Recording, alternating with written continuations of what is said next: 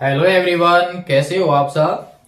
तो आज की क्लास में हमारे पास जो टॉपिक है वो आवेश के गुणधर्म में ही नेक्स्ट गुणधर्म का रहेगा।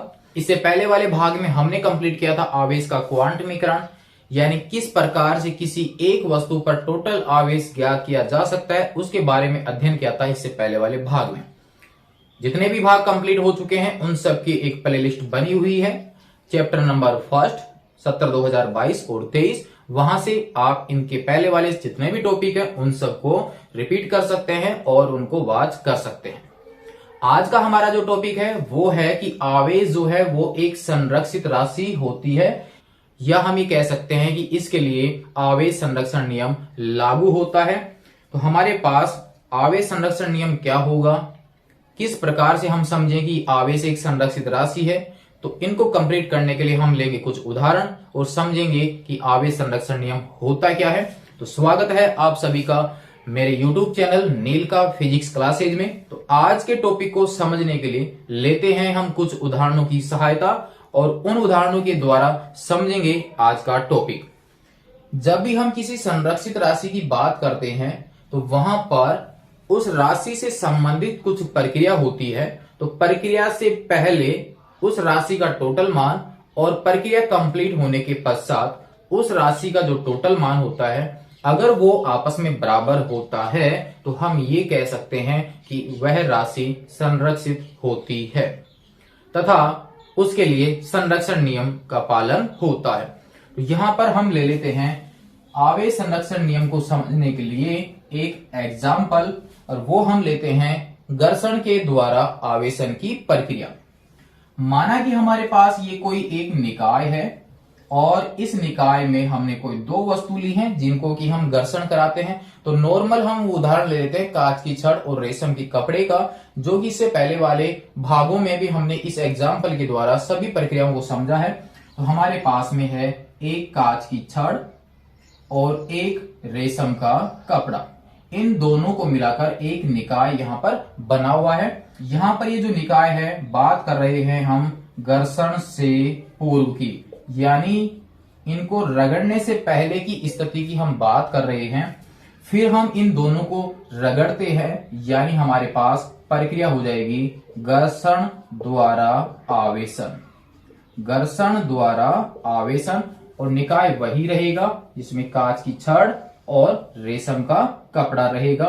तो हमारे पास सिद्ध हम ये करेंगे कि इस घर्षण की प्रक्रिया से पहले टोटल चार्ज इस निकाय का और घर्षण की प्रक्रिया के बाद में टोटल चार्ज इस पूरे निकाय का अगर बराबर आ जाता है तो हम ये कहेंगे कि आवेश जो है वो एक संरक्षित राशि होती है, और उसी के अनुसार बनाएंगे आज का कथन आवेश संरक्षण नियम का।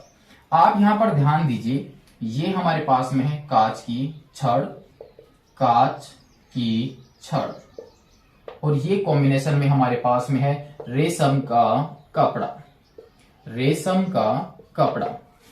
तो आप यहां पर घर्षण से पूर्व इन दोनों वस्तुओं से मिलकर जो निकाय बना है उसका टोटल चार्ज हम ज्ञात करेंगे। तो यहां पर हमारे पास निकाय का कुल आवेश, यानी इस पूरे कॉम्बिनेशन का कुल आवेश, इस समय कांच की छड़ पर आवेश की मात्रा कितनी होगी जब हम उन वस्तुओं को नहीं रगड़ते हैं उस समय। तो जब इनको रगड़ा नहीं जाता है या इनको घर्षण नहीं कराया जाता है उस स्थिति में कांच की छड़ पर जो चार्ज होता है वो कितना होता है, शून्य होता है, यानी कांच की छड़ वैद्युत उदासीन होती है। तथा रेशम का कपड़ा भी वैद्युत उदासीन होता है, क्योंकि सामान्य अवस्था में ये पदार्थ विद्युत उदासीन होते हैं। इसका मतलब ये हुआ इसके ऊपर चार्ज जीरो है, इसके ऊपर चार्ज जीरो है, तो दोनों का जो कॉम्बिनेशन रहेगा वहां पर भी टोटल चार्ज जीरो ही होगा। यानी इस स्थिति में टोटल चार्ज हमारे पास में कितना है, शून्य। घर्षण से पूर्व की घटना में जब इन दोनों को आपस में घर्षण कराया जाता है तो कांच की छड़ से कुछ इलेक्ट्रॉन निकलते हैं और रेशम के कपड़े पर पहुंच जाते हैं। यहां से कुछ इलेक्ट्रॉन निकलेंगे, जैसे ही इलेक्ट्रॉन निकलेंगे इसके ऊपर धनावेश आ जाएगा और इसके ऊपर ऋणावेश। माना कि एक इलेक्ट्रॉन और निकलता है तो यहाँ पर ऋणावेश की मात्रा बढ़ेगी, यहाँ पर एक इलेक्ट्रॉन और निकलता है तो यहाँ पर ऋणावेश की मात्रा बढ़ेगी, जबकि इसके ऊपर धनावेश की मात्रा बढ़ती है।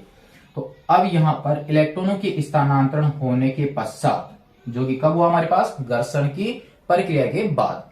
तो अब हम यहां पर इस पूरे निकाय का टोटल चार्ज ज्ञात करते हैं। तो अब हमारे पास टोटल चार्ज हो जाएगा कितना, तो फिलहाल अब आपके सामने कांच की छड़ जिसके ऊपर 3 प्लस बने हुए हैं, इसका मतलब उस कांच की छड़ से 3 इलेक्ट्रॉनों का स्थानांतरण हुआ है। तो किसी एक वस्तु पर टोटल चार्ज कितना होता है उसका निर्धारण करेंगे हम आवेश के क्वांटमीकरण के अनुसार। और आवेश के क्वांटमीकरण के अनुसार हम जानते हैं कि किसी वस्तु पर आवेश की मात्रा उस वस्तु से स्थानांतरित होने वाले इलेक्ट्रॉनों की संख्या, जो यहाँ पर 3 है, तथा एक इलेक्ट्रॉन के आवेश के गुणनफल के क्या होता है, बराबर होता है। कांच की छड़ पर आवेश हो गया 3e के बराबर, जो होगा पॉजिटिव चार्ज, क्योंकि यहां से इलेक्ट्रॉनों की क्या हुई है, कमी।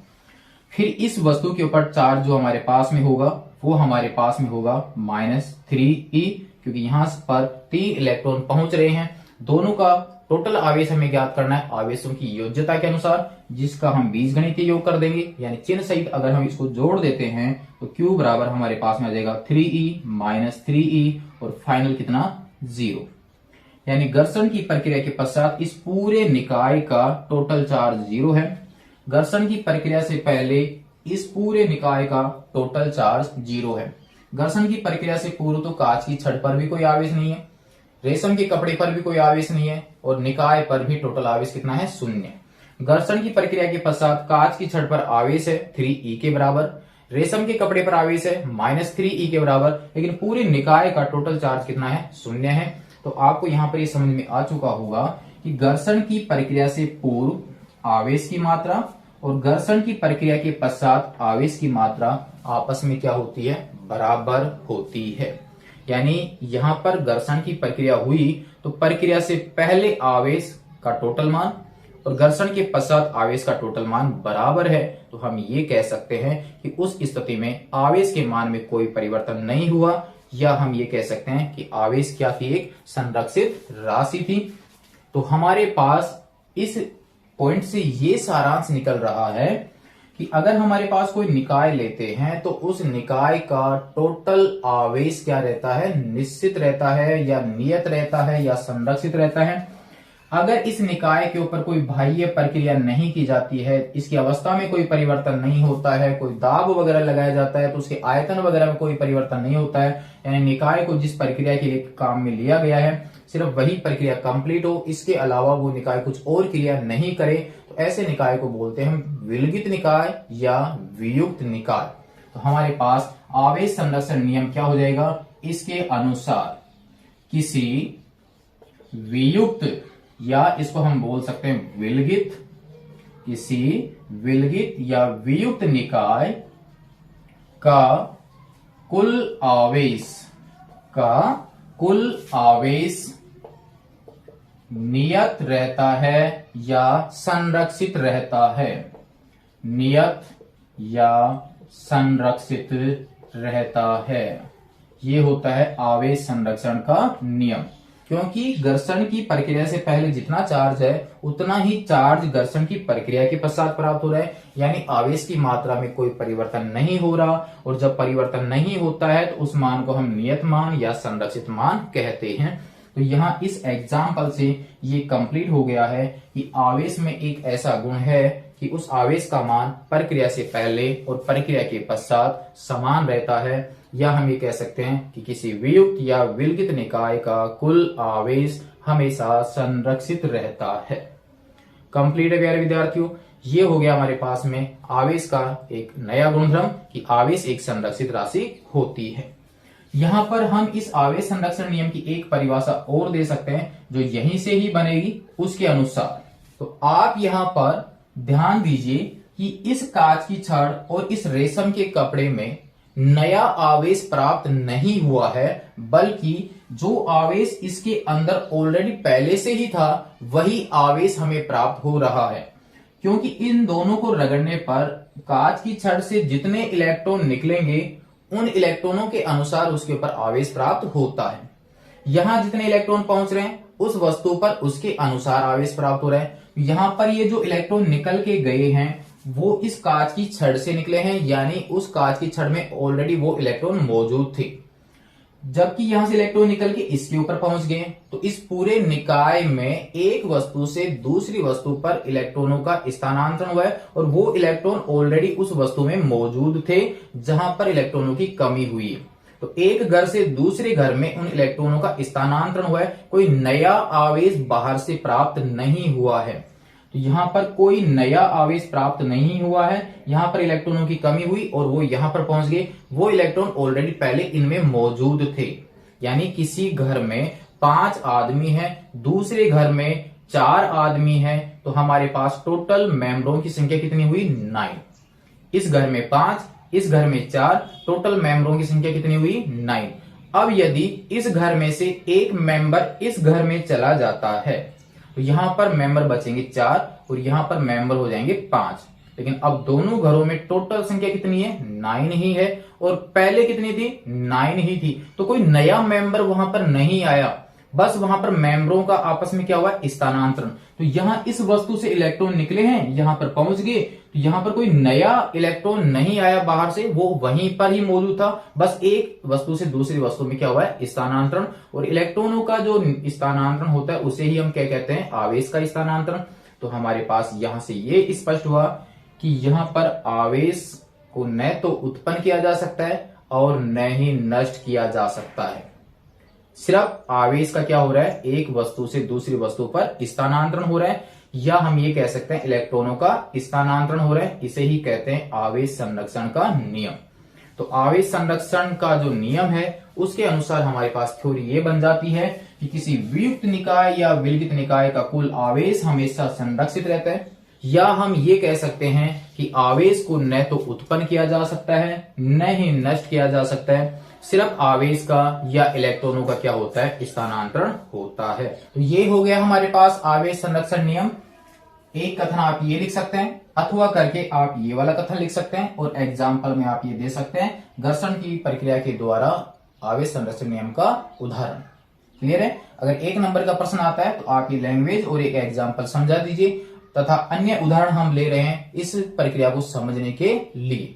देखते हैं इसके आगे का भाग, यहां तक कर लीजिए आप इसको नोट। नेक्स्ट उदाहरण हम यहां पर ले रहे हैं चालन द्वारा आवेशन की प्रक्रिया।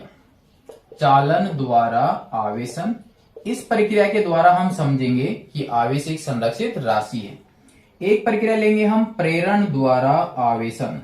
प्रेरण द्वारा आवेशन थ्योरी अब आप चाहें तो लिख सकते हैं, बाकी एग्जाम्पल के द्वारा हम इसको कंप्लीट करते हैं। चालन की प्रक्रिया का वीडियो बना हुआ है, प्रेरण की प्रक्रिया का वीडियो बना हुआ है, आप वहां से वॉच कीजिए। और जब रेगुलर हर वीडियो को आप वॉच करेंगे तो आपको कन्फर्म याद आ चुका होगा कि इस प्रक्रिया में क्या हुआ था। तो चालन की प्रक्रिया में हमारे पास एक आवेशित वस्तु होती है, एक अनावेशित वस्तु होती है, दोनों को स्पर्श करवाया जाता है, स्पर्श करा के फिर हटा दिया जाता है। तो मान लीजिए हमारे पास एक वस्तु है ये जिसके ऊपर आवेश है, और माना कि इसके ऊपर धनावेश है। तो मैंने यहां पर इसको हल करने के लिए प्लस के 6 साइन बना दिए हैं।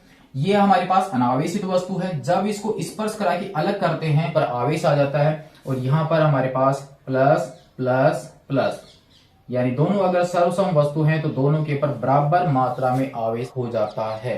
ये होता है चालन के द्वारा आवेशन। यहां पर हमारे पास चालन की प्रक्रिया से पहले टोटल चार्ज की अगर हम बात करते हैं तो टोटल चार्ज हमारे पास देखिए प्लस के 6 बने हुए हैं, तो इसका मतलब मैं इसको इस प्रकार से लिख सकता हूं प्लस का 6e। इस वस्तु के ऊपर कोई चार्ज नहीं है यानी 0, तो यहां पर टोटल चार्ज हमारे पास में आ जाएगा चालन की प्रक्रिया से पहले 6e के बराबर।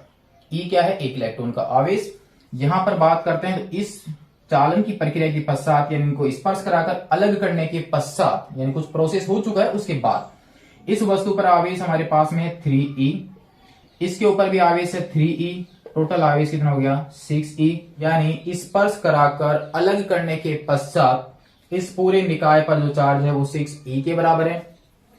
स्पर्श नहीं कराया उससे पहले टोटल चार्ज कितना है? 6e के बराबर है। इसका मतलब ये हुआ कि प्रक्रिया से पहले और प्रक्रिया के पश्चात कुल आवेश का मान कितना है?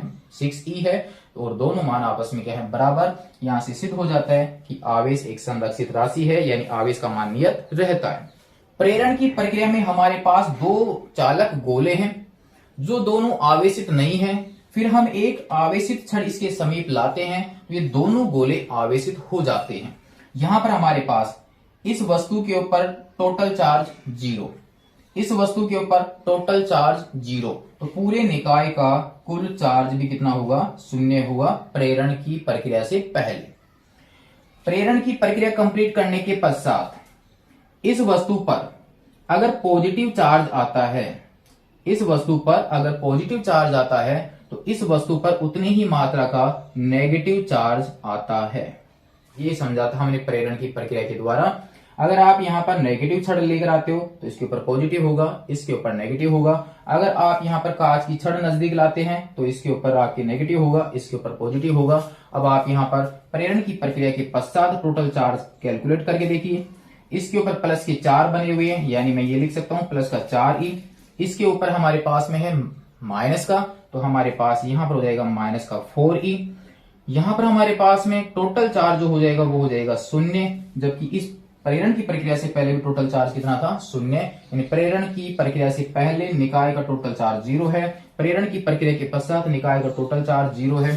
चालन की प्रक्रिया से पहले यहां पर एक तरह से एग्जाम्पल ले रहे हैं तो वहां पर आवेश 6e है, चालन की प्रक्रिया के पश्चात 6e है। तो एक प्रोसेस से पहले और प्रोसेस के बाद में आवेश की मात्रा बराबर, प्रोसेस से पहले और प्रोसेस के बाद आवेश की मात्रा आपस में बराबर।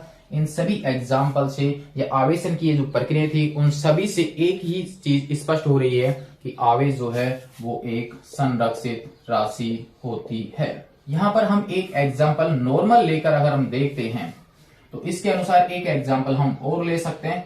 जैसे सपोज कीजिए कि हमारे पास में है NaCl।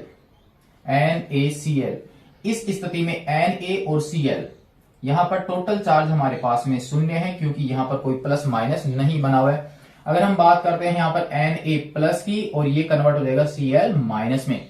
जब यहां पर प्लस है इसका मतलब वहां पर एक इलेक्ट्रॉन की कमी हो चुकी है, यानी हमारे पास यहां पर पॉजिटिव चार्ज होगा 1e के बराबर, और यहां पर एक इलेक्ट्रॉन की वृद्धि हो चुकी है तो यहां पर चार्ज है -1e के बराबर। तो इस प्रक्रिया से पहले हमारे पास टोटल चार्ज 0 है, प्रक्रिया के पश्चात जो उत्पाद प्राप्त हो रहे हैं उन दोनों का टोटल चार्ज की अगर हम बात करते हैं तो Q बराबर हमारे पास में वापस कितना आ जाएगा? 0, क्योंकि एक प्लस का मान है और एक माइनस का, दोनों मान बराबर हैं, प्रकृति विपरीत है, तो बीजगणितीय योग करेंगे तो दोनों का टोटल कितना होगा? 0 होगा। तो यहाँ पर इसका उत्पाद बनने से पहले टोटल चार्ज 0 और यहाँ पर जो उत्पाद प्राप्त हो रहे हैं उनका टोटल चार्ज भी कितना है? 0 है। तो हमारे पास कन्फर्म है कि आवेश एक संरक्षित राशि होती है। तो क्या परिभाषा होगी आवेश संरक्षण नियम की? तो आवेश संरक्षण नियम के अनुसार किसी वियुक्त या विलगित निकाय का कुल आवेश हमेशा संरक्षित रहता है। और इन्हीं प्रोसेस से हमें यह समझ में आया कि आवेश को न तो उत्पन्न किया जा सकता है न ही नष्ट किया जा सकता है, केवल आवेश का एक वस्तु से दूसरी वस्तु पर स्थानांतरण होता है। और यहाँ आवेश का स्थानांतरण होने का मतलब है इलेक्ट्रॉन का स्थानांतरण, क्योंकि कम से कम एक इलेक्ट्रॉन के आवेश के बराबर क्या होता है? स्थानांतरण होता है। ये हो गया हमारे पास में आज का टॉपिक कंप्लीट, आवेश संरक्षण नियम। और यदि टॉपिक आपकी कंप्लीट क्लियर हो रहा है तो आप लाइक एंड शेयर कीजिए, अन्य दोस्तों को भेज दीजिए ताकि उनके भी टॉपिक कंप्लीट हो सके, और चैनल को सब्सक्राइब कर लीजिए ताकि इससे आगे आने वाला वीडियो आपको प्राप्त हो सके। नेक्स्ट भाग में देखेंगे हम इसी गुणधर्म की कड़ी में आवेश की निश्चरता यानी इनवेरियंस ऑफ इलेक्ट्रिक चार्ज, उस गुणधर्म के बारे में अध्ययन करेंगे इससे आगे आने वाले वीडियो में। तब तक के लिए धन्यवाद।